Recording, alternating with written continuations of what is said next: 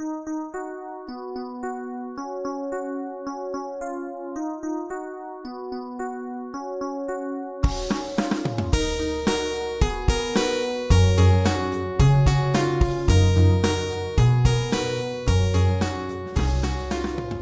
bien voilà le 4e cours de cette 2e année.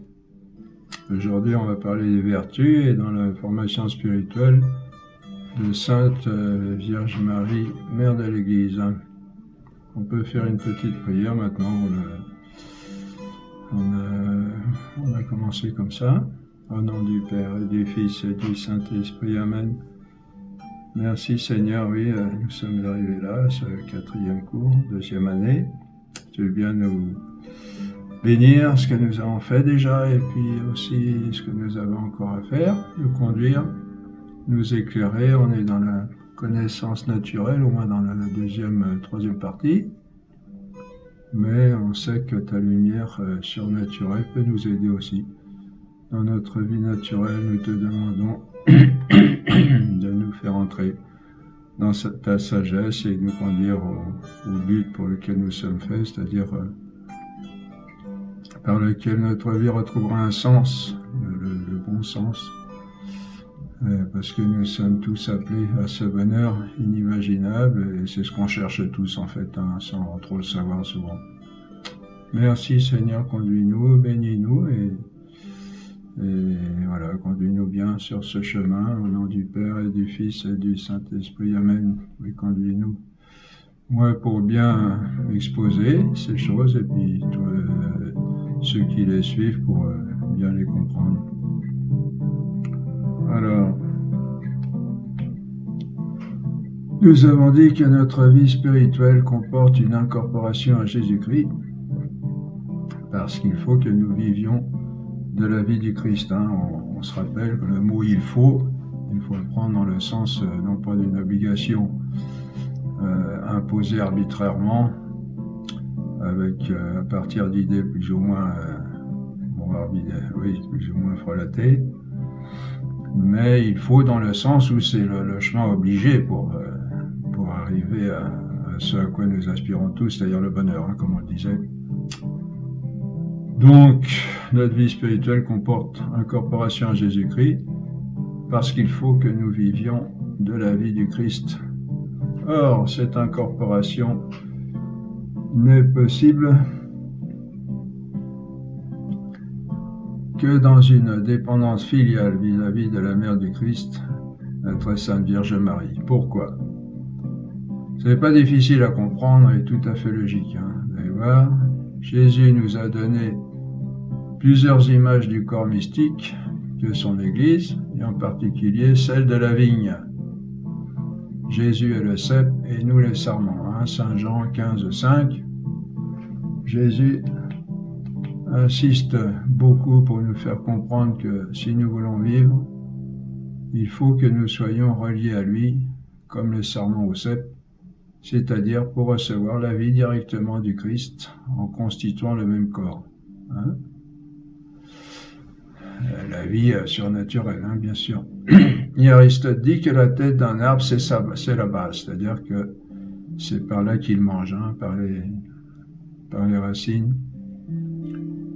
Saint Paul prend l'exemple du corps humain en précisant que Jésus en est la tête et nous les membres, c'est-à-dire tout le corps en fait. Colossiens 1,18 et 1 Corinthiens 12,27. Saint Paul. Ces épîtres. Donc Jésus est la tête du corps que forme l'Église et nous en sommes les membres, le corps. Or la Sainte Vierge, voyez la logique, la Sainte Vierge a donné naissance à Jésus, la tête du corps mystique de l'Église. Donc logiquement, elle doit nous aussi donner naissance à tout le corps, car on ne voit pas comment la mère donnerait naissance à la tête de son enfant et pas à son corps. L'enfant serait vraiment anormal. C'est assez gros. Bon, c'est pas évident forcément pour tout le monde, mais en stricte logique, ça doit être comme ça.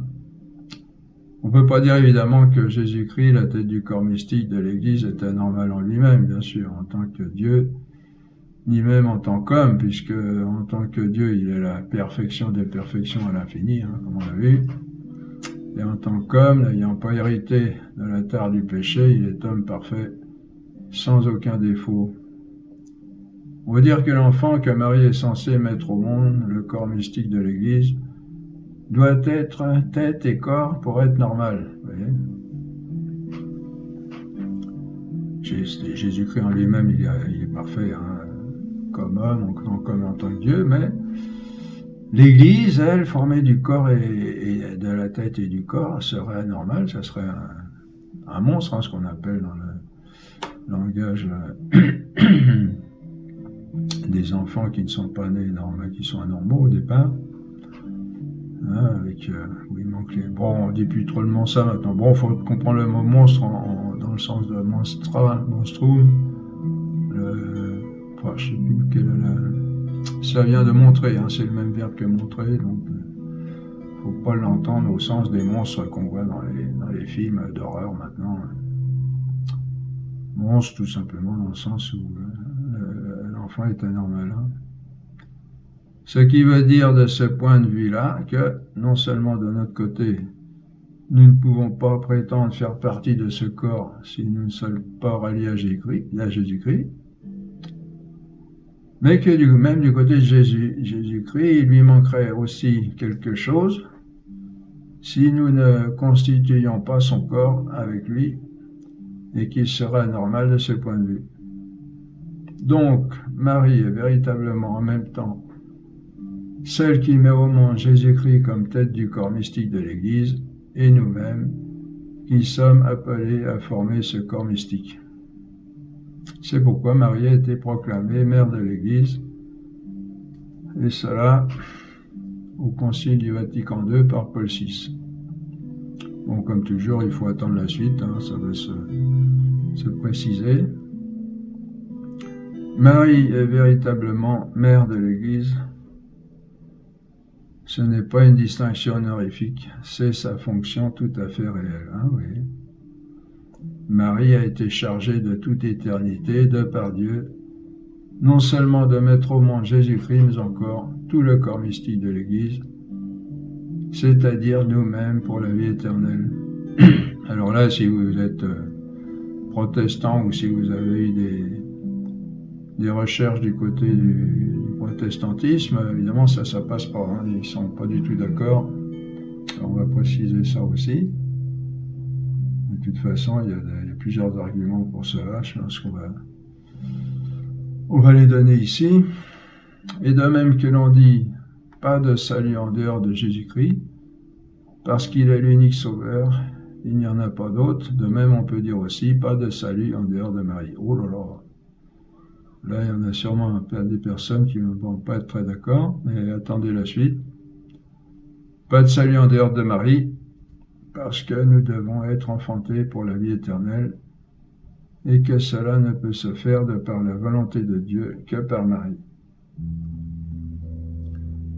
Que nous devions être enfantés pour la vie éternelle, c'est ce que Jésus a clairement fait savoir à Nicodème, vous savez, quand celui-ci est venu le voir un certain soir, par peur des Juifs, le soir, par peur des Juifs, et lui dit « Maître, nous savons que vous êtes venu de la part de Dieu comme docteur, car personne ne saurait faire les miracles que vous faites si Dieu n'est pas avec lui. » Et Jésus lui répond « En vérité, je te le dis, nul s'il ne naît de nouveau ne peut entrer, ne peut voir le royaume de Dieu. » Nicodème lui dit, « Comment un homme, quand il est déjà vieux, peut-il naître? Peut-il entrer une seconde fois dans le sein de sa mère et naître de nouveau ?» Jésus répondit, « En vérité, je te le dis, nul, s'il ne renaît de l'eau et de l'esprit, ne peut entrer dans le royaume de Dieu, etc. » Saint Jean 3, 2 à 5. Je rappelle 3 chapitres 3 et 2 à 5, versets 2 à 5. C'est clair, nul ne naît de nouveau, ne peut voir, nul s'il ne naît de nouveau ne peut voir le royaume de Dieu. Vous voyez? Bon, là on dit renaître de l'eau et de l'esprit, Jésus dit, Mais cela s'applique aussi par rapport à la Sainte Vierge. Donc, on continue, il faut être enfanté pour entrer dans la vie éternelle, et le seul être humain qui puisse faire cela, c'est une femme, ce qui est plus logique. Et celle que Dieu a choisie pour cette belle tâche, c'est sans aucun doute la très sainte Vierge Marie. Jésus nous l'a fait savoir du haut de la croix quand il lui a dit, en désignant Saint Jean, « Femme, voici ton fils », et en disant à Saint Jean, en la désignant, « Voici ta mère ». On pourrait objecter que Jésus a donné Saint Jean à Marie pour le remplacer, lui, Jésus, de manière à ce que Marie ne soit pas seule. Jésus allait mourir. Et il confie, on pourrait dire, il confie Marie à Saint Jean pour qu'il s'occupe d'elle et puis qu'elle ne soit pas toute seule. Il cherchait quelqu'un pour s'occuper d'elle après son départ, pour la protéger. Mais cela ne nous concerne pas. Mais, c'est ce que disent les protestants, ils ne veulent pas... Bon, on va préciser. Mais s'oppose à cela plusieurs objections. Pourquoi cet acte au moment de sa mort du haut de la croix, alors que Jésus avait beaucoup de mal à respirer, si vous ne savez pas? Et oui, il était tout son corps pendait après ses bras, après ses mains, attaché par les clous. Donc il était opprimé, là, on dit, du point de vue des poumons, il avait beaucoup de mal déjà à respirer, et donc certainement encore plus à parler. Pourquoi Jésus aurait fait cela, confier Marie à Saint Jean pendant qu'il était sur la croix, que chaque mois lui arrachait des efforts surhumains, alors qu'il n'aurait pu très bien le faire pendant la Sainte Seine, par exemple, quand il a dit « Ceci est mon corps, ceci est mon sang », ou même après la résurrection, puisque là, il ne s'agissait, si on peut dire, que de laisser Marie seule pendant quelques jours. Parce qu'après, en fin de compte, Jésus allait ressusciter. Et puis rien ne l'empêchait de l'emmener avec lui au ciel, tout de suite, ou peu de temps après lui. Et Jésus, pourquoi Marie est restée encore sur terre un certain temps après la mort de Jésus, après l'ascension de Jésus? Et Jésus est resté encore quelques dizaines de jours sur terre avant de remonter au ciel, ce qui lui laissait encore largement le temps de confier Marie à Saint Jean. Surtout que mystiquement, on sait que, je ne sais plus si on en parle là, mais on sait que c'est Marie qui a porté tous les apôtres dans la foi. Tout le monde, ils avaient perdu la foi, ils s'étaient tous enfuis, ils étaient tous complètement déconcertés. Parce que ce grand rabbi là qui parlait si bien, qui faisait des miracles, qui entraînait les foules, etc., mis à mort comme le dernier des malfaiteurs, avec les pires traitements. On l'a tapé dessus, on l'a craché dessus, des révélations mystiques qui disent qu'il aurait dû mourir déjà bien avant la crucifixion. Et Marie seule a gardé la foi, on dit, elle a porté la foi de l'Église jusqu'à la résurrection. Elle seule savait qu'il allait revenir, qu'il allait ressusciter. Pourtant c'était clair, Jésus avait bien expliqué avant ce qui allait arriver, mais des loups, on est dur à la compréhension. Deuxièmement, donc, pourquoi Jésus confie Marie sur la croix? Et puis pendant, oui voilà, on est en train de le dire là, c'est pas Saint Jean qui a soutenu Marie pendant les 3 jours où Jésus était mort, c'est Marie qui a soutenu Saint Jean et toute l'Église naissante dans la foi, car on dit qu'elle seule avait gardé la foi, tous les autres l'avaient perdue. Quelle nécessité y avait-il de faire cela dans les circonstances les plus difficiles et les plus douloureuses, sinon parce que c'était le moment crucial de la rédemption, c'est-à-dire le moment où tous les hommes étaient sauvés par ce très saint sacrifice de la croix. Voyez, Jésus associait sa très sainte mère à ce saint sacrifice et la désignait en même temps, à ce moment précis, comme la mère de tous les hommes, comme celle qui devait tous les enfanter à la vie éternelle, tous les hommes représentés par Saint Jean, le seul disciple présent à ce moment-là, hein, c'est le seul qui a suivi Jésus jusque sur la croix. Tous les autres s'étaient enfuis, qui regardaient de loin. Je ne sais même pas si à ce moment-là, ils étaient encore dans les parages. Parce qu'ils avaient peur des Juifs. Hein, les Juifs qui avaient crucifié Jésus, ils avaient prévenu que tous ceux qui suivraient Jésus, ils auraient des problèmes. Hein. Quand Jésus dit à Marie, femme, voici ton fils, et à Saint Jean, voici ta mère, il établit véritablement une relation de mère à fils et de fils à mère. Il n'y a rien de plus évident. Une relation de mère avec tous ses enfants que forme le corps de l'Église. Et il n'y avait pas besoin de Jésus de dire voici ta mère, il pouvait simplement dire prends bien soin d'elle, protège-la ou quelque chose d'équivalent. Hein. Vous voyez, Marie, voici ta mère. Bon, c'est quand même fort, hein, comme pour ceux, on dit ça pour ceux qui comme les protestants qui ne croient pas à cette chose-là, et à sa mère, voici ton fils, c'est pas rien, hein, on ne dit pas ça comme ça. Marie est devenue véritablement mère de l'Église et donc mère de tous les hommes, pour les enfanter à la vie éternelle, puisqu'on ne peut y entrer ainsi, comme dit Jésus lui-même à Nicodème, hein, puisqu'on ne peut y entrer qu'ainsi. Hein. La dévotion à la très sainte Vierge n'est donc pas seulement que de surérogation, hein, comme dit Saint Louis-Marie-Lion de Montfort, pas un luxe, c'est pas un luxe, c'est pas une option que l'on pourra mettre sans conséquences importantes pour la vie éternelle, mais elle est fondamentalement nécessaire à la vie éternelle. Hein. C'est-à-dire que sans cela, on ne peut pas entrer dans la vie éternelle. C'est Jésus lui-même qui le dit. Nul, s'il ne naît de nouveau, ne peut voir le royaume de Dieu. Bon, c'est peut-être un peu fort ce qu'on dit là, mais c'est vrai que Saint Louis-Marie-Lion de Montfort lui-même, il dit que on peut aussi aller à Jésus sans vraiment passer par Marie, enfin je ne sais plus comment il dit ça, mais ça, en tout cas ce qu'il dit, c'est que ça sera beaucoup plus difficile. Hein, comme si on ne prenait pas le meilleur chemin, un chemin beaucoup plus ardu. C'est très clair, hein, Jésus lui-même le dit, nul s'il ne naît de nouveau ne peut voir le royaume de Dieu, donc c'est très clair, si on ne renaît pas, on ne peut pas voir le royaume de Dieu. Or, une naissance chez les humains, jusqu'à présent, ça s'est toujours fait par un papa et une maman. Et Saint Louis-Marie-Lion de Montfort, dans le traité de la vraie dévotion à la Sainte Vierge, dit bien que tous les vrais enfants de Dieu ont Dieu pour père et Marie pour mère, et celui qui n'a pas Marie pour mère n'a pas Dieu pour père. Bon. Hein? Normal, hein? Dans toute naissance, ils font un papa et une maman. Et voilà. La Sainte Vierge est l'épouse de Dieu, en fin de compte. Hein?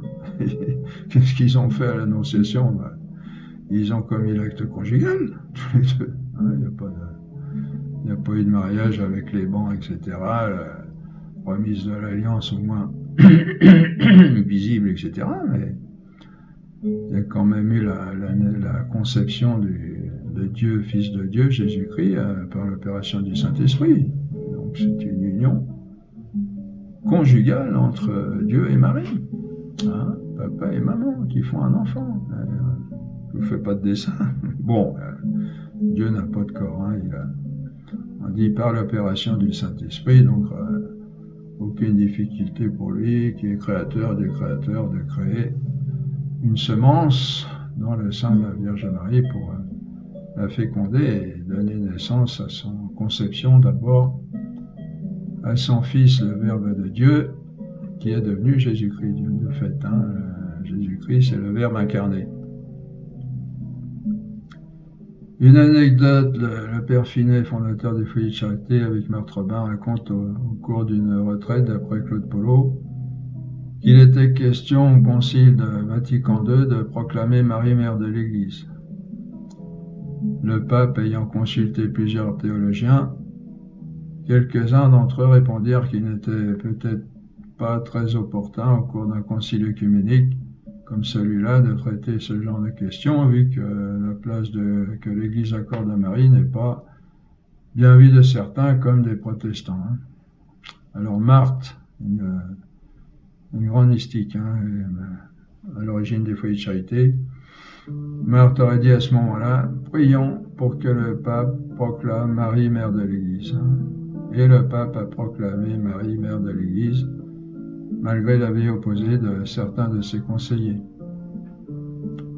Il explicitait alors que ce que Jésus disait du haut de la croix à Marie, quand il l'a donné comme maman aux hommes, symbolisé par Saint Jean à ce moment-là.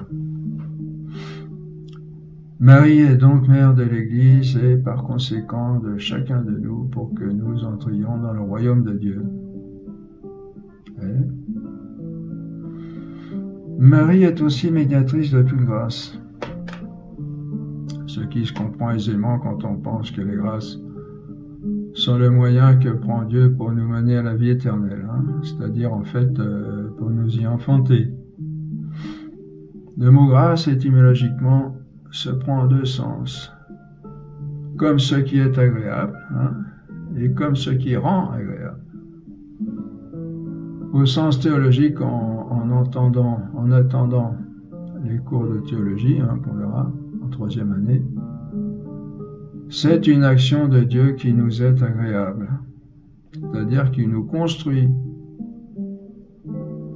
nous enfante pour la vie éternelle, nous procure les plus grands dons, et c'est une action de Dieu qui nous rend agréable à ses yeux. Voyez.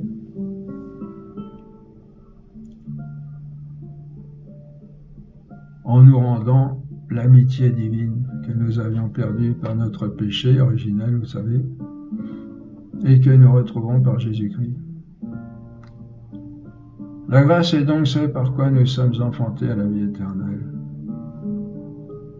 Or, si le rôle de Marie de nous enfanter à la vie éternelle, si c'est le rôle de Marie de nous enfanter à la vie éternelle, il est donc normal que ce soit elle qui dispose des grâces du Seigneur, gagnées pour nous par Jésus-Christ sur la croix. C'est pourquoi Marie doit être médiatrice de toute grâce. Médiateur, si vous ne savez pas trop, c'est celui qui est intermédiaire, qui agit en fonction d'une autre personne. C'est la même racine que le mot milieu, medium, medius, comment on dit médium en latin? Pas confondre avec le médium dans la parapsychologie, parapspiritualité, ça n'a rien à voir. Cela veut dire que c'est elle qui a les clés du trésor du coffre-fort divin, qui peut ouvrir la porte et nous distribuer à profusion tout ce que Jésus nous a gagné par sa rédemption. Je vous renvoie au traité de la vraie dévotion à la Sainte Vierge. Si vous voulez avoir une vie spirituelle conséquente et efficace, il faut absolument passer par ce traité et puis le prendre comme il est dit, parce que moi je peux vous dire, je l'expérimente depuis plusieurs dizaines d'années et c'est une merveille. Et on va voir qu'il n'y a pas de danger à ce qu'on s'attarde à Marie et puis qu'on oublie Jésus. On continue. D'où l'intérêt et même la nécessité supplémentaire de passer par elle pour acquérir le salut. Quelqu'un dira, mais, les protestants en particulier, mais le médiateur c'est Jésus, comme dit saint Paul à plusieurs reprises, et non Marie. Mais, alors on répond tout simplement, vous allez voir, mais on ne voit pas pourquoi il n'y aurait pas plusieurs médiateurs, du moment où l'un ne prend pas la place de l'autre. Il peut y avoir plusieurs médiateurs, du moment qu'ils sont ordonnés les uns aux autres. Vous voyez. Que veut dire médiateur en effet, sinon quelqu'un qui se tient entre deux personnes pour servir d'intermédiaire. Voilà. Par exemple, on envoie par exemple la guerre entre, j'espère que ça n'arrivera pas, mais entre les États-Unis et la Russie, on envoie des médiateurs pour négocier la paix, par exemple, des diplomates qui servent de médiateurs entre les deux puissances. Médiateur, c'est celui qui se tient entre deux personnes pour servir d'intermédiaire ou de nation. Jésus-Christ est intermédiaire entre Dieu et les hommes, mais on ne voit pas pourquoi il n'y aurait pas d'intermédiaire entre Jésus et les hommes. Et c'est Marie. Chacun est intermédiaire, mais chacun avec son rôle propre. Il faut se dire que Jésus, c'est pas n'importe quoi qui, il est médiateur, mais il est Dieu. Il s'est fait proche de nous en prenant la nature humaine, mais c'est quelqu'un d'extraordinairement grand. Et donc, il n'y a pas d'inconvénient à ce que lui aussi est un médiateur, parce qu'il est très grand, et puis parce qu'on n'accède pas à lui comme ça. Chacun est intermédiaire, mais chacun avec son rôle propre.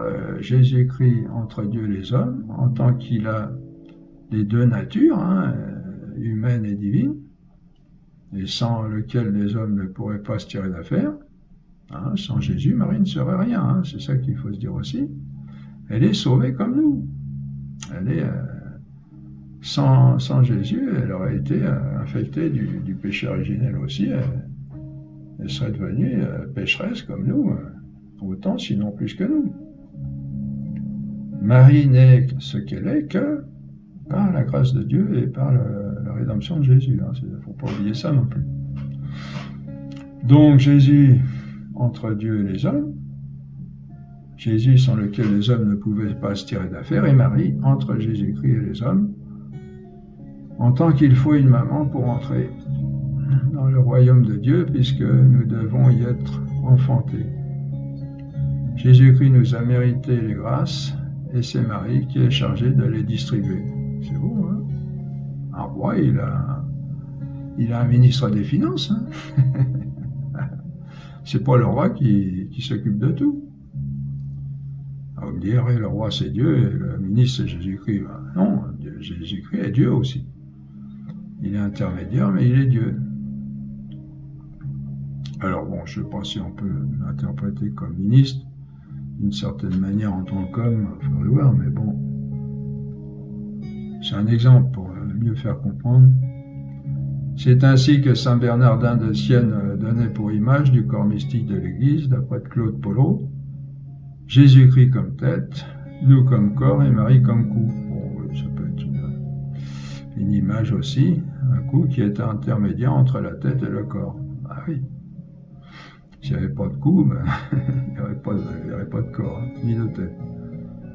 Pour en savoir plus à ce sujet, il faut lire au moins le début du traité de la redévotion à Marie de saint Louis-Marie de Montfort. Ça, je vous recommande fort d'avoir ce livre-là aussi comme livre de chevet. Parce que si le but est important, le chemin qui mène au but est autant, sinon plus important. Parce que on a beau avoir un bon but, si on manque le chemin, si on rate la marche, ça ne sert à rien. Certains craignent encore que si l'on donne trop d'importance à Marie, elle fasse comme un écran entre Jésus et nous, et ne nous empêche d'aller à Dieu, ou ne nous retarde sur le chemin. Mais c'est ignorer complètement le rôle que Dieu lui-même lui a donné dans ce qu'on appelle l'économie du salut. L'économie du salut, c'est le plan, si on peut dire, général de Dieu par rapport à notre sauvetage, si on peut dire.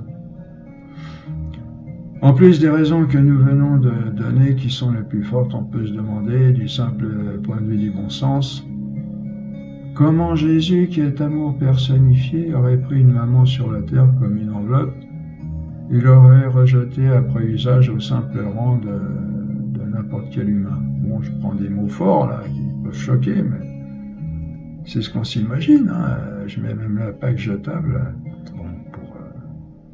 Si c'est un petit peu, ça pourrait paraître irrespectueux, mais en fait, c'est ceux qui n'acceptent pas Marie qui sont irrespectueux, qui ne disent pas textuellement cela, mais qui le pensent, qui le laissent penser, le laissent à penser en arrière-fond. Si Jésus a voulu associer Marie à sa mission sur la terre au point de recevoir d'elle son corps et toute son éducation humaine, parce que c'est Marie et Joseph qui ont éduqué Jésus, du point de vue humain, il ne faut pas oublier. Il n'est pas venu comme ça, avec toute la sagesse. D'ailleurs, il n'avait pas besoin de maman, de toute façon. Hein. Bon, du point de vue humain, je parle, du point de vue divin, il avait toute la sagesse. Il est la sagesse infinie hein, de Dieu. Étant Dieu, hein, si Jésus a voulu associer à sa mission sur la terre, au point de recevoir d'elle son éducation, son corps et toute son éducation humaine, parce que Jésus il est resté à la maison pendant 30 ans, hein, à Nazareth avec Marie et Joseph, après avec Marie, parce qu'on dit que Joseph est décédé assez avant que la vie publique de Jésus, au point de recevoir à elle son corps et toute son éducation humaine, comment pouvons-nous penser un seul instant qu'il n'a pas eu les meilleurs sentiments pour elle, ceux du plus parfait des fils à l'égard de la meilleure de toutes les mères hein. Ça, c'est Saint-Louis Montfort qui dit ça aussi, et c'est tout à fait logique. Hein. Dieu est amour, donc Jésus-Christ est amour, qui est Dieu, et donc il ne va pas considérer sa maman de la terre, qui lui a donné son corps, sa vie, comme, je sais pas moi, comme une employée, j'allais dire une vulgaire employée qui vient faire le ménage et puis qui s'en va et reçoit son salaire. Je prends un extrême, mais ça peut vouloir dire ça. Hein. Donc loin de la rejeter après usage comme un objet, il n'a pu que l'associer comme sa collaboratrice la plus intime en vue de sa grande œuvre de rédemption. Et vous pouvez voir des écrits mystiques comme Maria Valtorta. Bon, les gens, beaucoup sont un peu réticents par rapport à la véracité de ces textes. Moi, je trouve qu'ils sont... J'ai pas vu d'opposition fondamentale à l'Évangile. Et ils sont d'une richesse d'enseignement. Bon, il faut les prendre avec discernement, hein, mais... Et on voit dans ses écrits combien Jésus, il est retourné voir, même pendant sa vie publique, il est retourné voir sa mère. Et des gens qui cherchaient à voir Jésus, parfois, ont été voir sa mère pour être mieux introduits. Au moins une personne, on est dans ses écrits. C'est normal, puisque ils ont vécu 30 ans ensemble, hein, dans la même maison. C'était le fils et la mère. Et le meilleur des fils est la meilleure des mères, puisque Marie est immaculée, hein, elle n'a aucun péché. Elle n'a fait aucun péché. Et donc, quel rôle pouvait-elle avoir, Marie, de plus adapté que le rôle de maman dans la mission hein, je répète, là, loin de la rejeter, Jésus a pris usage comme un objet, il n'a pu que l'associer comme sa collaboratrice la plus intime, en vue de sa grande œuvre de rédemption. Et quel rôle pouvait-elle avoir de plus adapté que le rôle de maman hein? Comment on l'a exposé? De même, Jésus est toujours resté fils de Marie, même quand il avait 30 ans. Hein? Il n'appelle pas maman, mais il dit quand on va chez elle, il dit on va voir ma mère. Ouais, il dit on va voir, il y a une femme par laquelle je suis passé pour avoir un corps. Hein? Et puis qu'est-ce qu'il y a dans la vie de l'homme? De toute façon, dans toute vie d'homme, la maman c'est tout. Hein?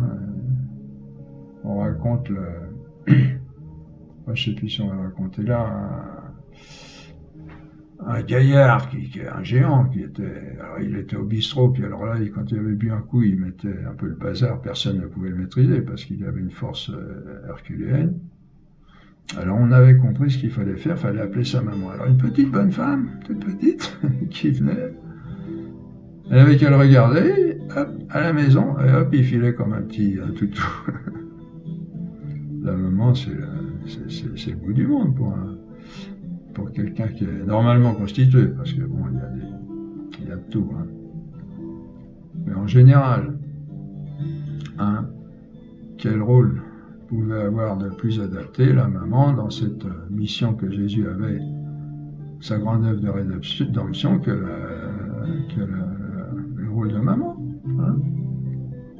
comme on l'a exposé, de même qu'elle a mis au monde la tête de l'Église, de même elle est chargée jusqu'à la fin des siècles de mettre au monde le corps de l'Église. Bon, là, c'était peut-être pas déjà tellement sur la terre, quoique elle avait commencé en ce sens que elle était chef de file, si on peut dire, dans la foi, à travers toutes les épreuves que les disciples, les apôtres ont traversées, mais surtout au ciel, où elle était revêtue, elle était couronnée reine de l'univers, et elle a été proclamée mère des hommes et médiatrice entre Dieu, Jésus-Christ et les hommes.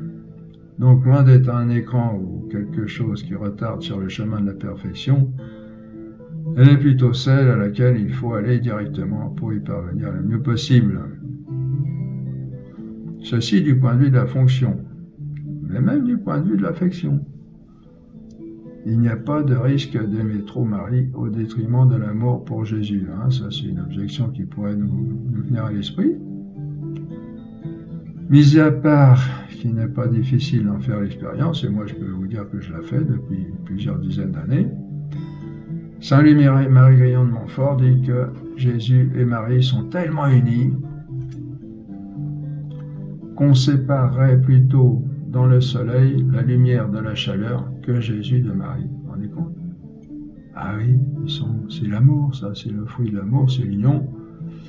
Et ils étaient tellement unis que on dit, Saint Louis de Montfort, il dit que on séparerait plutôt la chaleur de la lumière dans le soleil que Jésus de Marie. Vous voyez? Donc, en allant à Marie, on va forcément à Jésus. Et de même, en allant à Jésus, on va forcément à Marie. Car ils ne peuvent exister l'un sans l'autre. Vous voyez, on dit, il vaut mieux passer par Marie pour aller à Jésus. Bon, parce que on explique pourquoi c'est le chemin le plus adapté, le plus logique, mais aussi, du point de vue de Jésus, ça lui fait très plaisir qu'on aille voir sa maman. Vous voyez, comme lui, il a été voir sa maman, puisqu'il a été éduqué par elle. Comme on le disait, il n'est pas venu avec, du point de vue humain, avec toute la sagesse dès le départ. Il a été éduqué par Marie. Et même quand il a été éduqué, qu'il a eu un certain âge, sûrement qu'il allait la trouver pour lui dire, là, qu'est-ce qu'on pourrait faire? Ils ont dû se concerter tous les deux du point de vue humain. Bien qu'étant Dieu, il avait la sagesse. Alors ça, il est la sagesse, c'est pas facile à comprendre. Mais vous avez dans l'Évangile des paroles qui montrent cette différence, cette distinction. Comme par exemple dans la perte et recouvrement de Jésus au temple, quand il disparaît pendant la fête, et que ses parents le cherchent. Vous voyez dans l'Évangile, un côté on parle Jésus croissait et se fortifiait en l'esprit, et puis de l'autre côté on dit étant rempli de sagesse et en tant que Dieu. Vous voyez la distinction entre Jésus-Christ a les deux natures, humaine et divine. Et donc Jésus, ça lui fait très plaisir quand on va voir sa maman, parce que c'est la plus belle des femmes, la plus, de tous les points de vue, pas seulement en physique, mais du point de vue humain, qui a toutes les qualités, qui est d'une intelligence extraordinaire. Bon, après c'est à découvrir par soi-même, on en parlera. Et puis qu'il y a une femme en plus, alors une femme c'est tout, on a tout dit. Quand on a dit une femme, c'est une maman, c'est la délicatesse, c'est la sollicitude, c'est toutes ces merveilleuses qualités d'une maman. L'amour très fort que Jésus est venu nous commander et qu'il a pratiqué au plus haut point, jusque sur la croix, il l'a évidemment pratiqué au plus haut point avant tout à l'égard de celle qui était la plus proche de lui, et pour cause, puisque c'est elle qui l'a enfanté au monde corporel, c'est-à-dire Marie. Vous voyez, ça c'est logique. Pas comment ils font pour les protestants, par exemple, pour voir ça. Ils réfléchissent pas. Bon, on sait aussi que Satan, il est pas loin. On pourrait apporter encore d'autres forts arguments de la Sainte Écriture pour montrer que Jésus est Marie et que Marie est Jésus, et qu'on ne peut absolument pas les séparer, et que l'amour pour l'un va forcément à l'autre. Pourquoi? Parce que l'amour, le but de l'amour, c'est l'union. Hein. Qu'est-ce que font deux amoureux quand ils s'aiment? Ils cherchent à ne faire plus qu'un. Hein. Mais de même deux amis, pas corporellement, mais affectivement, intellectuellement, spirituellement. Non seulement Marie n'est pas un écran ou un retard pour parvenir à Dieu à la perfection, mais plutôt le chemin le plus rapide, le plus efficace et le plus facile, comme dit Saint Louis-Marie de Montfort, parce que c'est elle qui est la plus proche de Jésus. Hein. Et vous pouvez faire l'expérience, hein, essayez même de vous attacher à Marie plus qu'à Jésus, mais vous allez voir que non seulement cela ne va pas vous séparer de Jésus, mais au contraire, ça va faire grandir, vous serez étonné, ça va faire grandir votre amour de Jésus. Ils sont tout à fait d'accord entre eux, il n'y a pas de litige, de jalousie même entre eux, il n'y a pas à s'inquiéter. Ceux qui veulent séparer Marie de Jésus sont Satan et ses sextateurs, hein, voilà. Parce qu'il sait bien tout le mal qu'elle fait à son royaume de mensonges et d'orgueil et de haine. Marie est l'humilité même, et c'est pourquoi cet ange orgueilleux, qui n'agit que par orgueil, ne peut rien contre elle et ses enfants. Mais ce qu'il tente de faire, c'est de la déconsidérer à nos yeux et faire croire qu'elle est un empêchement dans la voie du salut, alors que c'est justement le contraire. C'est le propre du mensonge de faire croire que ce qui est vrai est faux et que ce qui est faux est vrai. C'est une preuve de plus que Marie est la voie par excellence, la voie expresse vers la sainteté. Vous pouvez prendre aussi l'exemple, vous voulez, je sais pas, moi, voir un directeur d'entreprise ou un politique haut placé. Vous apprenez que, ou alors vous devenez, vous rendez compte que vous pouvez faire connaissance avec sa maman et même sympathiser avec sa maman, vous comprenez que vous avez beaucoup plus de chances d'entrer en rapport et en bon rapport avec lui que sans cela, à moins que le politique ou le chef d'entreprise ait mis une certaine distance entre lui et sa maman, mais en général, même les plus mauvais, hein, vous savez, ils ont toujours une affection particulière pour leur maman. Hein.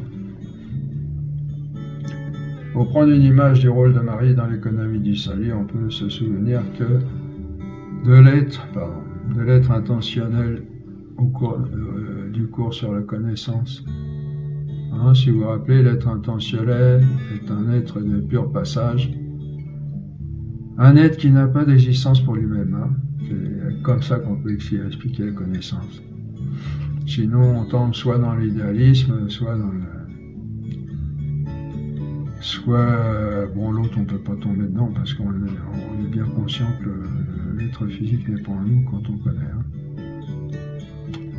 L'être intentionnel est un être de pur passage, un être qui n'a pas d'existence pour lui-même, mais seulement pour le rôle qu'il a à jouer, c'est-à-dire de nous faire connaître l'objet. Et on va en venir à...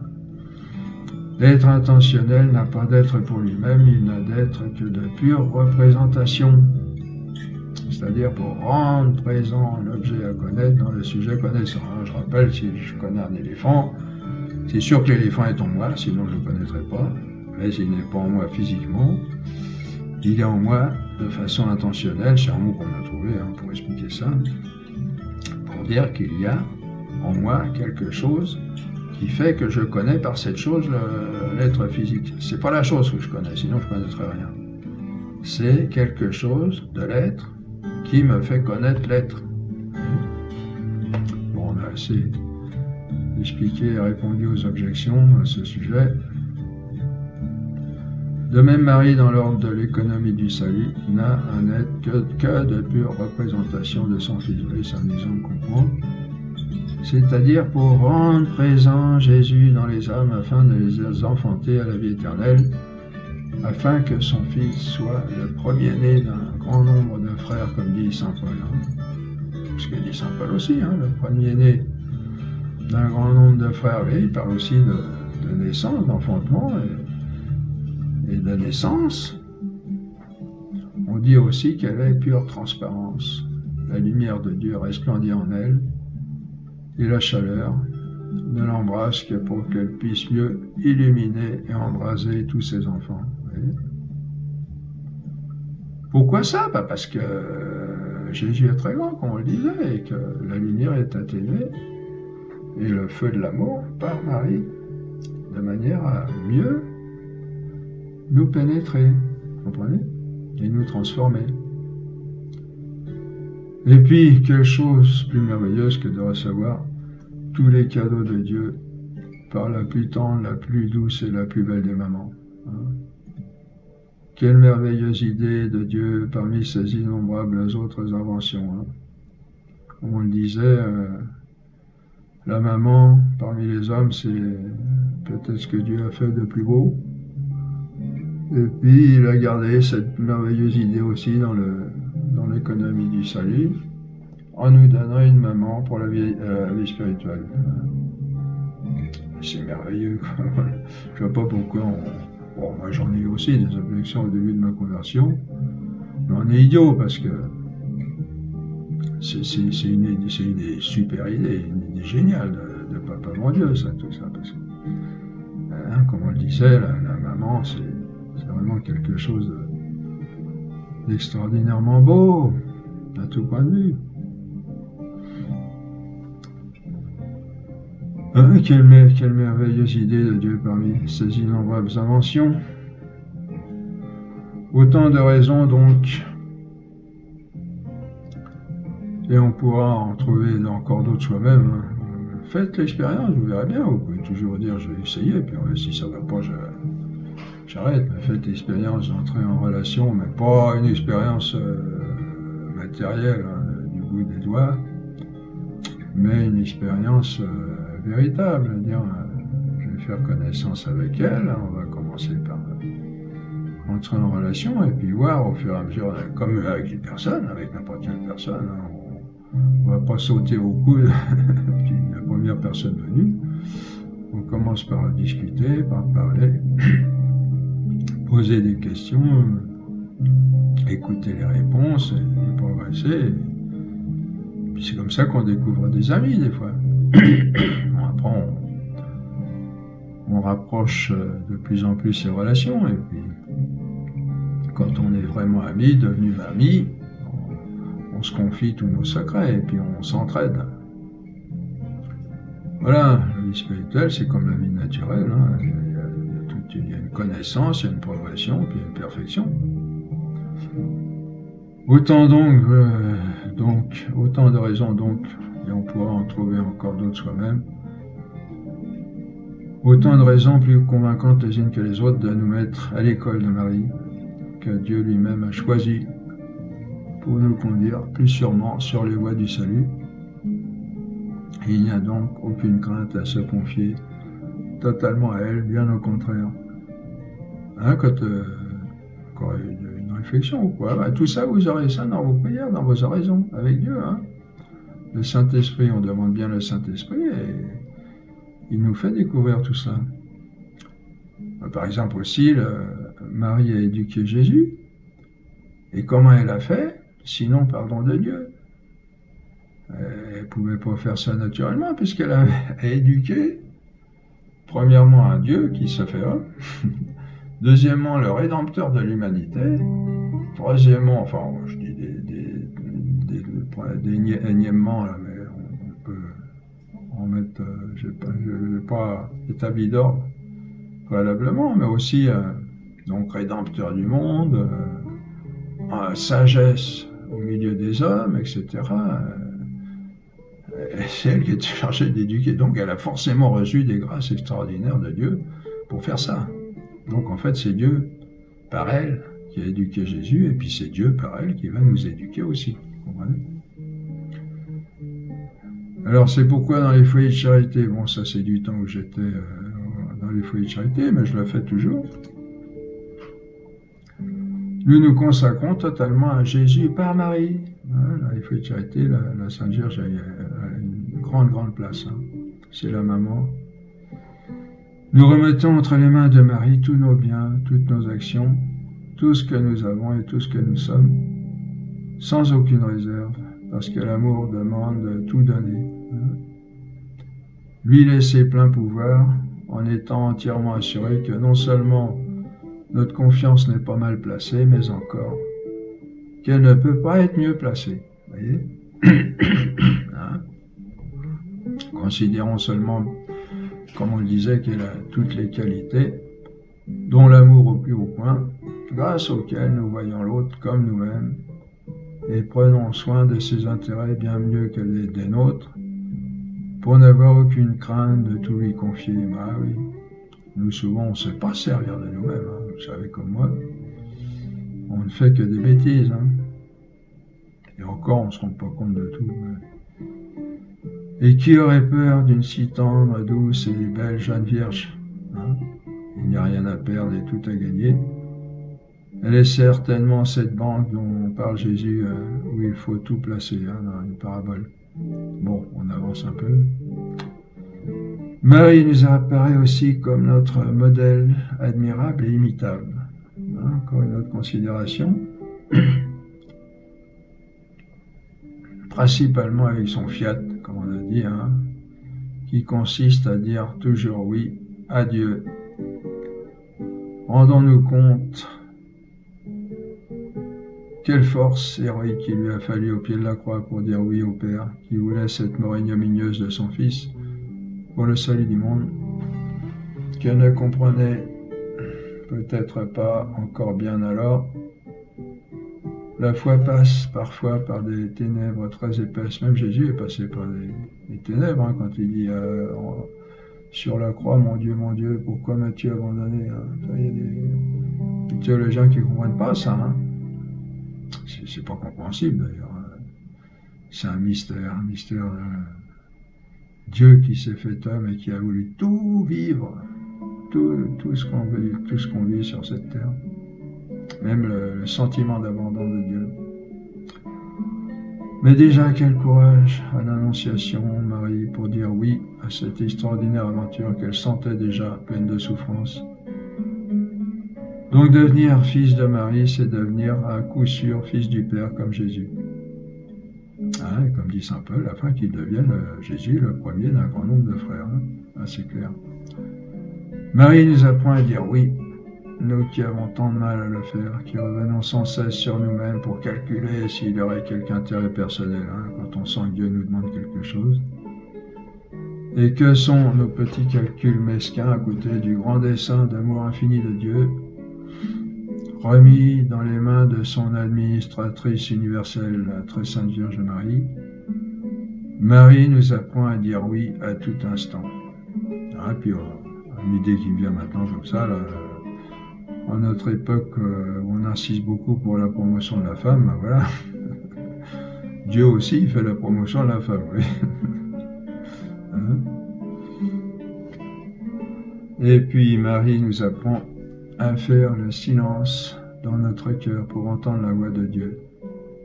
Quel brouhaha dans notre cœur souvent, dans notre esprit.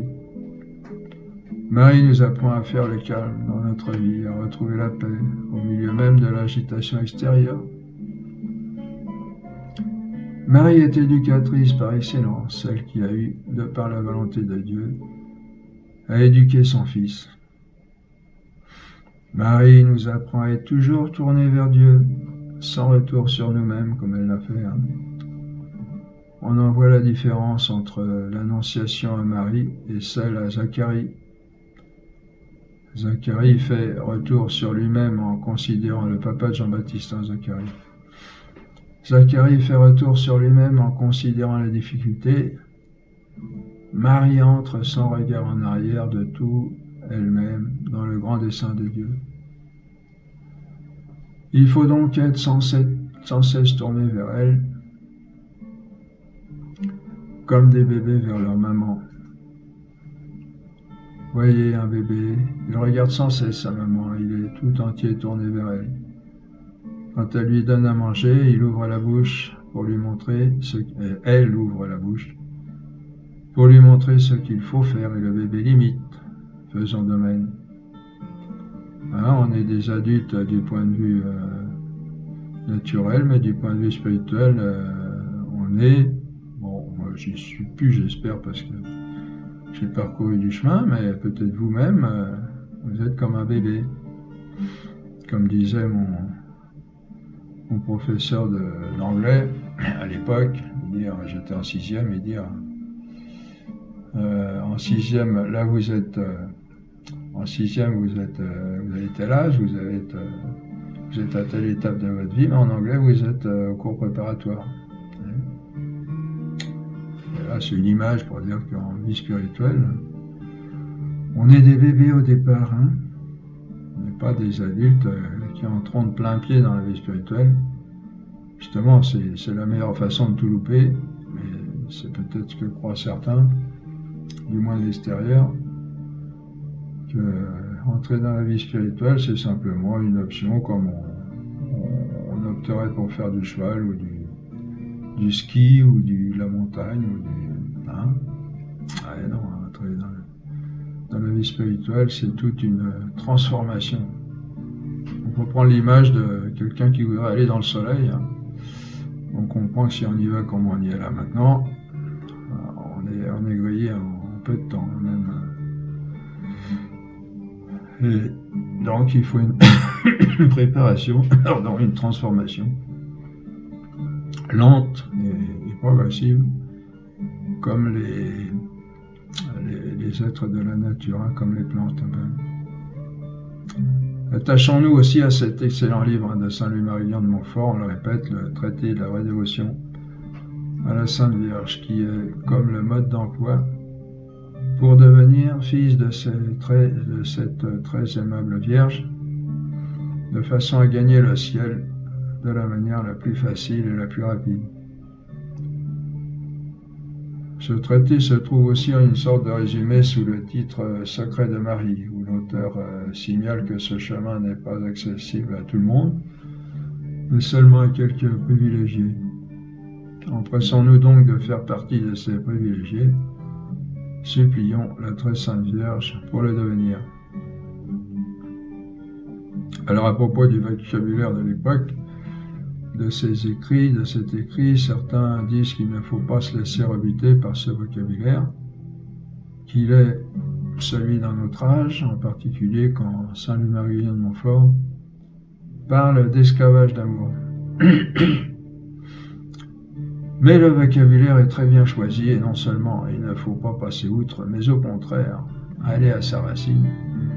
Parce que les saints, pourquoi ? Parce que les saints sont justement des gens ne sont pas justement des gens soumis aux variations du temps comme l'esprit du monde, qui veut toujours être à la mode, mais ce sont des sages, hein, les saints qui ont su aller au-delà du superficiel pour atteindre l'essentiel, qui ne varie pas selon les opinions fugitives des hommes. Hein. Il n'y a pas d'erreur de vocabulaire chez les saints, leurs écrits recèlent de grands trésors qu'il faut s'efforcer de comprendre. Jean-Paul II connaissait très bien ce petit livre. Froissart, un écrivain, rapporte que Jean-Paul II, étant séminariste dans son pays occupé par l'Allemagne, la Pologne, travaillait dans une usine, Jean-Paul II, chimique. Hein, il était ouvrier pour avoir la couverture sociale. Et que portant continuellement ce livre sur lui, la couverture, on était marqué des produits chimiques. Jean-Paul II, qui pensait dans sa jeunesse que la Sainte Vierge pouvait faire écran entre nous et Jésus, il s'est vite rendu compte que par cet écrit et surtout par l'expérience qu'il en a faite, que non seulement c'était pas un écran, mais vraiment le chemin le plus beau, le plus rapide, le plus efficace. Le secret de la vraie dévotion à la Sainte Vierge lui a été révélé, ce qui l'a transformé au point d'aller faire un pèlerinage sur le tombeau de Saint Louis-Marie-Vian de Montfort. On se souvient de sa devise à Jean-Paul II, un totus tuus, c'est-à-dire tout à toi Marie. Voilà ce qu'on voulait dire aujourd'hui à propos de la très sainte Vierge Marie et de la dévotion envers elle. Le plus court chemin vers notre but ultime, le chemin nécessaire en fait, chemin d'humilité pour atteindre les plus hauts sommets comme elle. Voilà la fin de cette première partie qui coïncide avec la fin de l'entretien spirituel. À tout à l'heure pour la deuxième partie. Merci de votre attention.